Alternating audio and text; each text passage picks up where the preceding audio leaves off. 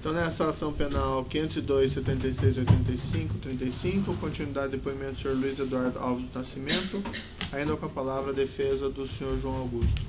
Obrigado, excelência. Então, o senhor afirmou aqui que é um contrato de risco, né? Há uma possibilidade concreta, né, de ter ou não resultados financeiros.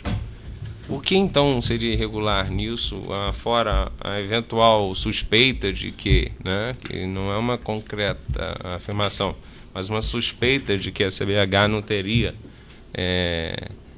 capacidade financeira para a efetuação de exploração do poço? Não, eu disse que é uma operação de risco. Uhum.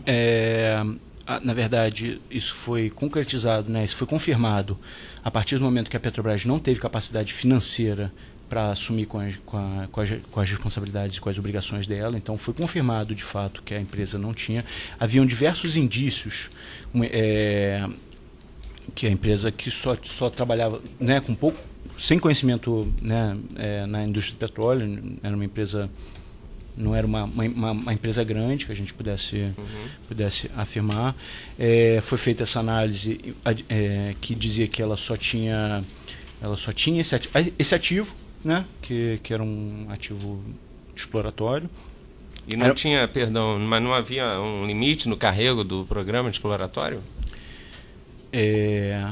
Havia um limite, havia um carrego, uma operação de carrego, né, que a Petrobras cobria parte das despesas da CBH, mas isso tinha um limite, né, como você mesmo afirmou. Então, a gente, a princípio, isso voltando naquela parte da avaliação do custo do poço, né, a gente estimou um poço de 58 milhões. A gente estaria cobrindo ou pagando, né, a parte da CBH nisso. O poço, no final das contas, ele acabou custando 323 milhões, se eu não me engano. Quer dizer, foi muito superior. E a CBH não conseguiu arcar com essa variação do custo, né, com esses problemas que ocorreram e que geraram essa... O senhor pode afirmar que houve prejuízo da Petrobras efetivo nesta operação? Eu entendo que sim. Entende que sim? Eu entendo que houve prejuízo para a Petrobras. Mas afirma? Afirmo que houve prejuízo para a Petrobras. Afirma que houve prejuízo. Claro. Ok. E o senhor sabe de alguma influência externa para a compra desse campo? Olha, o conhecimento que eu tive foi através da própria denúncia do Ministério Público sobre um contrato que foi assinado com a Lusitânia, que seria uma empresa controladora da CBH, com o João Henrique. Mas o senhor ficou sabendo através da denúncia? Da denúncia. Não, até porque isso foi algo que não tramita pelos processos internos da Petrobras, né? Foi um contrato assinado entre CBH e eu não me lembro o nome da empresa, mas a empresa que... Outra empresa. De propriedade de João Henrique, né? E, então, quer dizer, não é algo... Fugia só ao saio. Claro. Tem mais perguntas, excelência? Seguindo a ordem da mesa aqui, a defesa de Cláudia Cordeiro Cruz. Tem perguntas?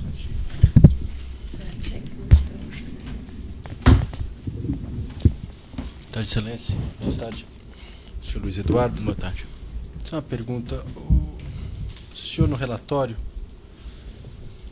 na página 5, diz: cabe salientar que, posteriormente, o farm-out para a Shell contribuiu para a redução do risco da Petrobras. Queria que o senhor comentasse o que significa esse farm-out e por que isso contribuição para a redução do risco da Petrobras. Ok, o farm-out, ele basicamente ele é a mesma operação que a gente fez com a CBH. Ele é a venda de uma participação desse ativo, né? A CBH fez um farm-out para a gente de 50% e a gente posteriormente fez um farm-out para a Shell de 15% desses 50%. A gente manteve num total de 100% do ativo, a gente manteve uma participação de 35%. Isso é o farm-out. Então ele reduz a exposição ao risco da Petrobras justamente porque a gente detendo 50% do negócio, do ativo, a gente teria que cobrir 50% dos custos desse ativo. Obviamente, se o negócio tivesse êxito, a gente receberia o valor proporcional das receitas do negócio. Mas então a gente reduziu o nosso risco, né, com relação a tudo que ocorreu, né, reduzindo a nossa participação no projeto. E o senhor sabe dizer se a Shell adquiriu nas mesmas condições esse ativo, essa parte do negócio da Petrobras e da CBH? Nas mesmas condições, você diz, nas mesmas condições? Diante dos mesmos números, com o mesmo preço, nas mesmas condições econômicas, assumiu o mesmo risco que a Petrobras assumiu ao comprar um pedaço desse poço? Ela assumiu um risco proporcional à quantidade, né, o percentual que ela adquiriu. E as condições já eram outras, né? A gente está falando tem uma diferença temporal de, como eu falei, aproximadamente 2 anos, né? A gente entrou no segundo semestre, a gente adquiriu, na verdade, no início de 2011 e a gente vendeu para a Shell mais ou menos em abril, maio de 2012. Ok, mas a gente pode dizer então que a Shell de alguma forma imaginava que ali seria encontrado óleo da mesma forma que a Petrobras tinha essa expectativa. Exatamente. Ok. E aí, ainda no mesmo parágrafo, a senhoria diz: esse mesmo processo recebeu propostas competitivas além da Shell, da Exxon e da Total, fato que demonstrou a atratividade da área. O senhor confirma isso? Confirmo. E por que a área era atrativa? Bom, a área era atrativa porque se tratava de uma área com potencial, né, exploratório. Existia na Guiné ou no país, agora me fugiu a cabeça, mas existia uma descoberta chamada Jubilee, que foi uma descoberta exitosa, né, de bastante óleo, foi um negócio interessante. Então era feita uma analogia que a gente poderia ter o mesmo sucesso ali. Gostaria de colocar aqui que o problema do negócio não está relacionado ao mérito geológico dele, né? E sim muito mais as condições que foram apresentadas, a associação com uma empresa desconhecida e que no final das contas não conseguiu honrar com seus compromissos, e principalmente com relação ao subdimensionamento dos riscos envolvidos no negócio, né? Como eu falei, a atividade petrolífera ela é uma atividade de risco. A Petrobras tem dentro do seu portfólio de negócios projetos com mais risco e com menos risco. Mas o importante é a gente ter o conhecimento dos riscos que a gente está se envolvendo, né? Para a gente poder avaliar, quantificar isso e fazer uma melhor avaliação do projeto que a gente está entrando, né? E poder avaliar os resultados possíveis desse projeto, né? Agora, diante dessas mesmas condições de risco, você pode afirmar que a Shell assumiu os mesmos riscos que a Petrobras. Claro. A Shell também admitiu se associar à mesma empresa que talvez não tivesse capacidade econômica financeira que a CBH. Sim, só que no momento em que a Shell entrou, a Petrobras, que é uma empresa já conhecida, né, com diversos ativos no mundo inteiro, no Brasil, né, que tem um nome muito maior, já estava associado, né? Então, quer dizer, é diferente, é um quadro diferente de você entrar com uma empresa pequena, que não tem expressão no mercado nenhum, que não tem ativos, do que você entrar com uma empresa que já tem experiência no mercado, que é reconhecidamente líder no mercado de águas profundas, que tem tecnologia, que tem um corpo técnico capaz, que tem estrutura em diversos países. Mas, independentemente disso, a Shell ficou com metade do prejuízo. Sim, a Shell ficou com metade do prejuízo sendo sócia do negócio, né? E quando você disse que o processo recebeu propostas competitivas, essas propostas eram relacionadas a adquirir uma parte do posto da CBH. Exatamente.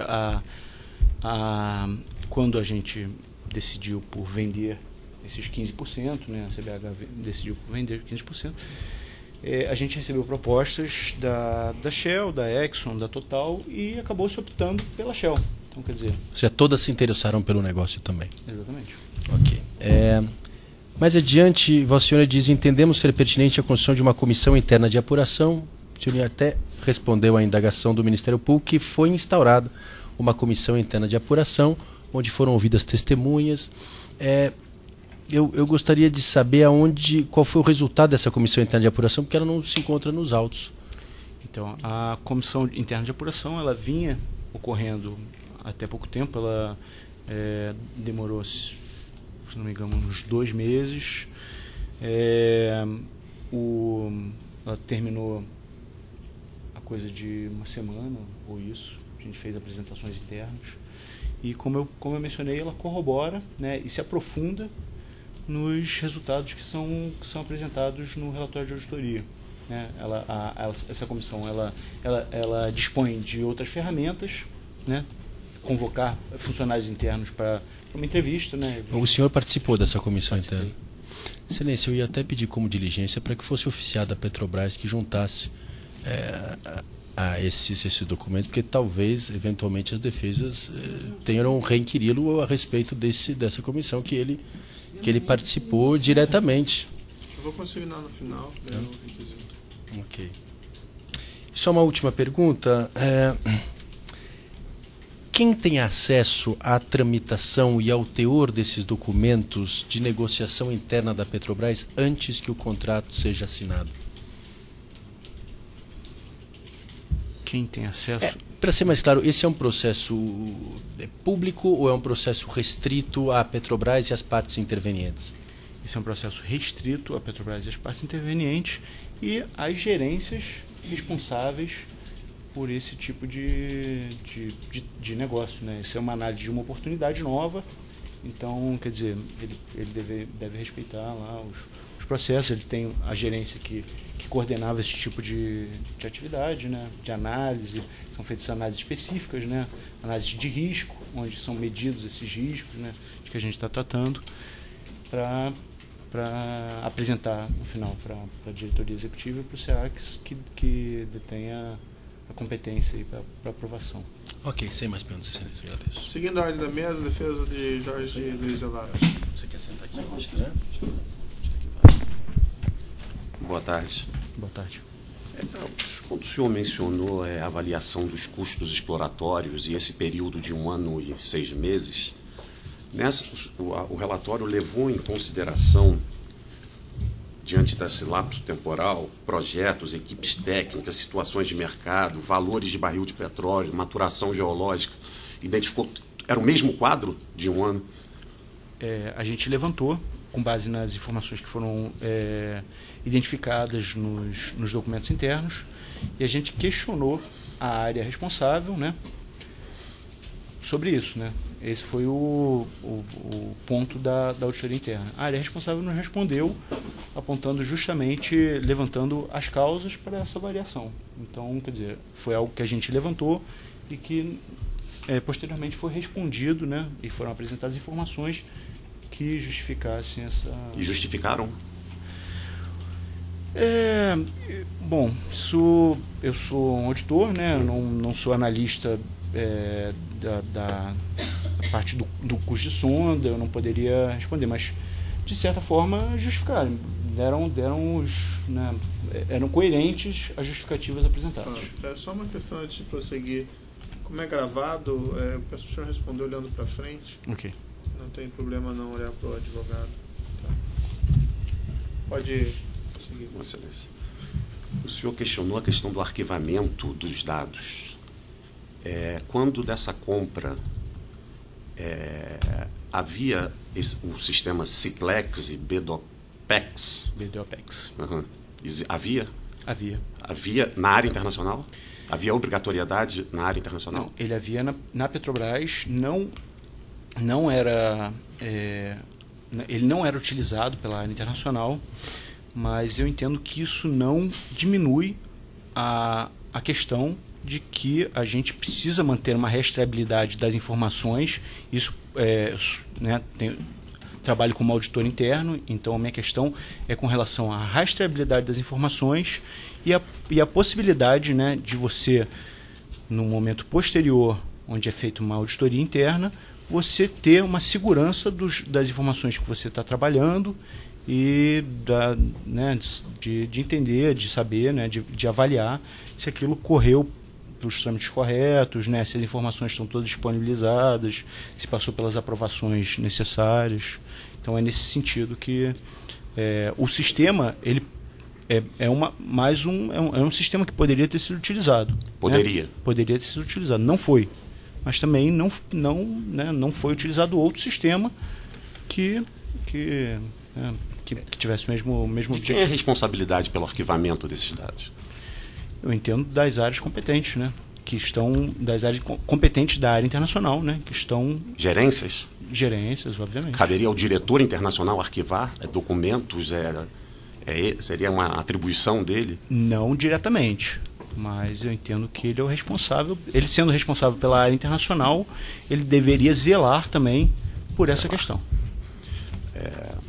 E ele deveria orientar os seus subordinados a agir desta forma, né? Então, certo, mesmo não sendo obrigatório, né, o registro nesse sistema à época. Não, então, mas a gente menciona o sistema, mas isso poderia ter sido arquivado de outra forma, né? A questão não é específica nesse sistema. A gente falou que não identificou, nesse sistema a gente identificou alguns registros, né, embora não fosse obrigatório, mas esses registros que a gente identificou, são identificados números, mas a gente não identifica o suporte para esses números. Quer dizer, a gente tem números ali, né, de estimativas de reservas ali, né, de prospectos, e não foram identificados documentos necessários para a gente poder fazer uma avaliação se aqueles números são coerentes ou não. Então essa foi a questão. Sobre o envio de proposta não vinculante à CBH sem aprovação da diretoria internacional. Antes, parece que a data é 23/11/2010, antes desse documento, o senhor identificou algum outro envio de proposta não vinculante à CBH com aprovação da diretoria internacional? Porque não consta do seu relatório. Tá. Eu não estou certo, mas eu acredito que sim, que houve aprovação para o envio de uma primeira proposta não vinculante. Mas não estou seguro eu acredito que sim. O senhor tem conhecimento de quem implantou a governança da área internacional? Em que diretoria? Quem era o diretor à época? Quem implantou a governança da área internacional? Não. Não tem como... Só para tomar conhecimento, a formação do senhor, qual é? Sou economista. Economista. Tá bom. E quanto tempo de Petrobras o senhor tem? Olha, eu entrei na Petrobras em janeiro de 2007 e é isso. E na auditoria desde sempre? Desde sempre. Desde que eu trabalho na Petrobras, eu tenho trabalhado na auditoria interna. Sem mais isso. Seguindo a ordem, a defesa de Idalete. Trocou. Mudamos de lugar aqui para ficar menos dificultoso para o testemunho olhar o advogado. Senhor Luiz Eduardo, boa tarde. Boa tarde. Eu vou fazer algumas perguntas em cima do relatório, né, como todos temos feito.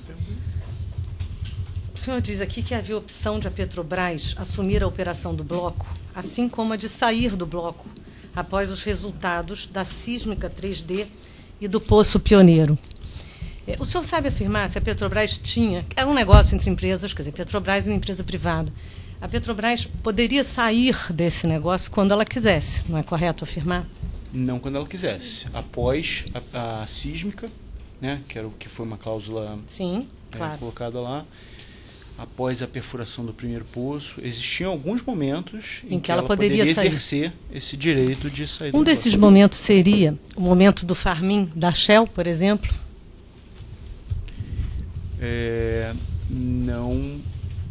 Não acredito, até porque a questão do farm-in é uma questão que não envolvia, indiretamente ela envolvia a CBH, obviamente. Mas do que a gente está falando, dessa cláusula de do or drop, que é o termo utilizado, ele é um termo contratual entre a Petrobras e a CBH. O que foi feito com a Shell foi uma venda da participação. Da forma como a Petrobras vendeu 15% para a Shell, ela poderia ter vendido os 50%. Sim, mas após a Shell entrar no negócio como sócia da Petrobras e da CBH, a Petrobras poderia ter exercido essa cláusula de drop, alguma coisa que eu esqueci o nome, que o senhor acabou de mencionar. Não poderia? Não, pelo que eu me lembro, não. Ela poderia exercer esse direito após a sísmica ou após a perfuração do primeiro poço. Pelo que eu me lembro. O senhor explicou aqui que no início, né, no seu relatório, tem uma subavaliação dos custos, que depois me pareceu um pouco contraditório, mas o senhor explicou muito bem aqui que vocês tiveram as justificativas para esse aumento de custo. Na compra dos 50% da Petrobras à CBH, esses custos foram levados em consideração, certo? Claro. Quando a Shell comprou uma parte da Petrobras e outra parte da CBH, foram levados aqueles novos custos, eu imagino, muito mais elevados. O senhor teve acesso a essa documentação de compra pela Shell de um pedaço do campo exploratório do Benim? O senhor sabe dizer qual o valor a Shell pagou à Petrobras pelos 15% comprados dela? Olha, isso não foi objeto da nossa auditoria. Nossa auditoria tratou da entrada da Petrobras no Benim. Eu tive acesso por se tratar de documento relacionado ao negócio, né? Então, até para eu me informar, mas eu não sei lhe responder qual foi o valor exatamente. Isso não era objeto da nossa análise. Entendo, imagino que não tenha sido, né? E o senhor tem conhecimento de que o BTG comprou depois uma parte ou toda a parte do campo de Benim da Petrobras? Claro, mas o BTG ele não comprou uma parte do campo do Não, ele comprou Benim. todo. Ele comprou 50% da Petrobras Oil and Gas. E as de Benim estava lá.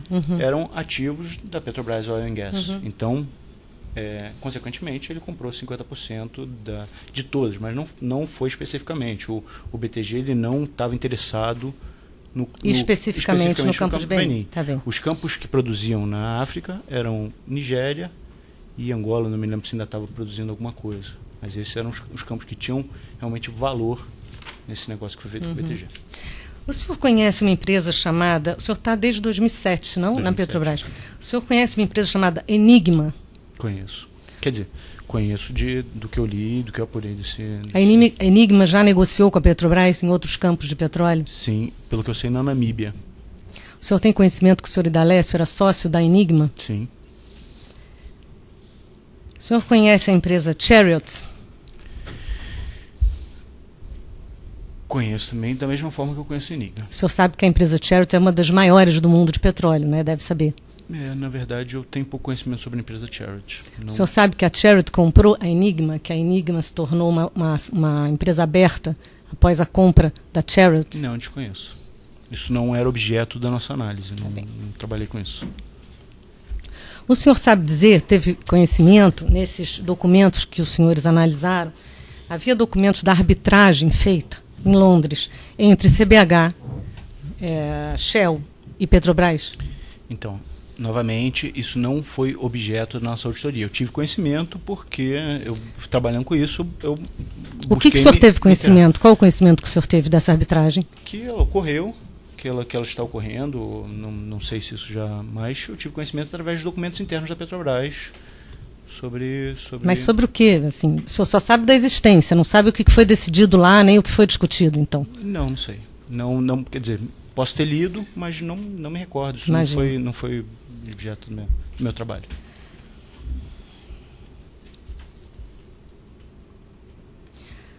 Bom, acho que o senhor já ratificou isso aqui, mas é dito que o bloco 4, localizado no offshore do Benim, estava em consonância com esta estratégia, a estratégia na época da Petrobras. O senhor ratifica essa informação.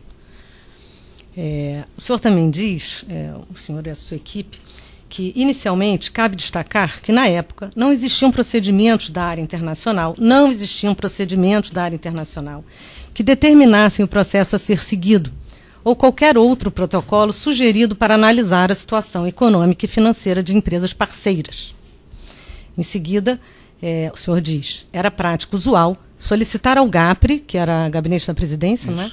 e a Gerência de Inteligência de Mercado da área internacional a realização de levantamento econômico-financeiro das empresas, bem como levantamento de informações sobre a oportunidade e o país.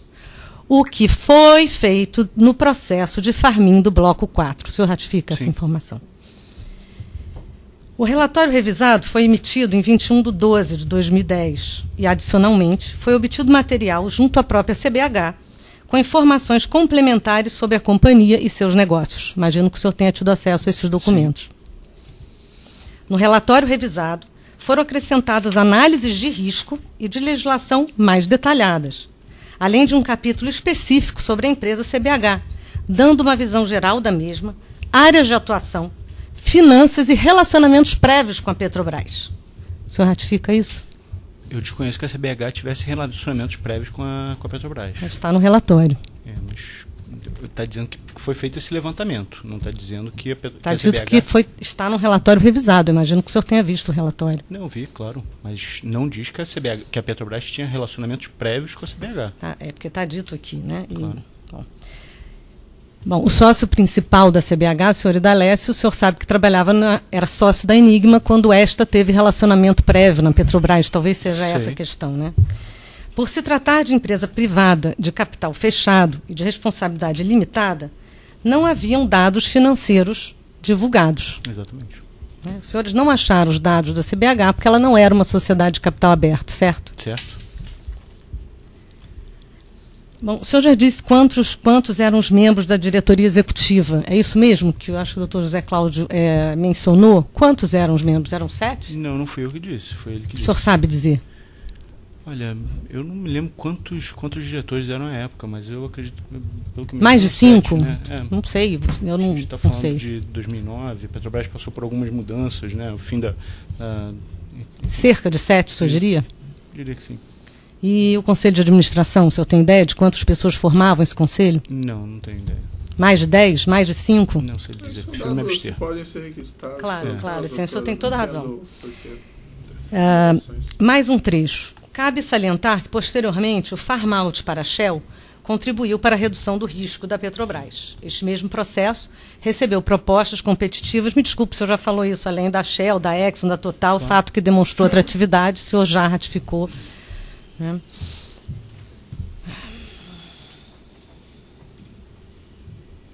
Concluindo, apesar de, na época do Farm-in, não existirem procedimentos que determinassem o processo a ser seguido, nem referências quanto a critérios de aceitação de requisito de avaliação comercial financeira de empresa parceira, estes levantamentos foram realizados conforme a prática da época.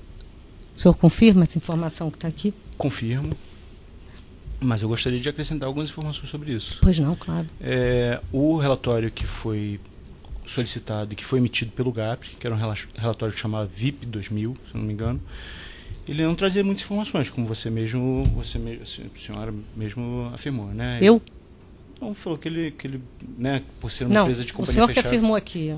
Então, tudo bem. Uhum. Ele não trazia muitas informações, né, nesse sentido. Então, ele não...